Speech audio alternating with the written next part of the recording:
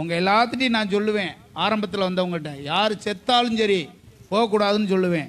வாரம் தான் பிரசங்கம் பண்ணியிருக்கேன். எங்கள் அம்மா சனிக்கிழமை நைட்டு இறந்து போயிடுச்சு.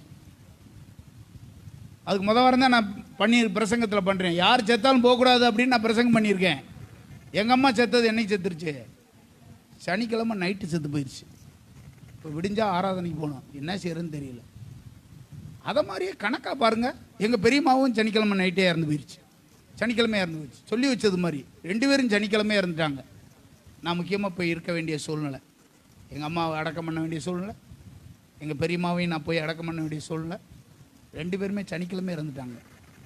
அப்படி இருந்து உங்களுக்கு தெரியும், அப்போ இருந்த உங்களுக்கு தெரியும், விடிஞ்சும் விடியாதுக்கு முன்னாடி 5 மணிக்கெலாம் காலையில், ஞாயிற்றுக்கிழமை காலையில் 5 மணிக்கெலாம் அடக்கம் பண்ணிவிட்டு ஆராதனைக்கு பேரையூர் வந்துட்டேன். நான் அடக்கம் பண்ணிவிட்டு இங்கே வந்துட்டேன் ஆராதனைக்கு. இதெல்லாம் வாழ்க்கையில் அனுபவிச்சதை நான் சொல்கிறேன்.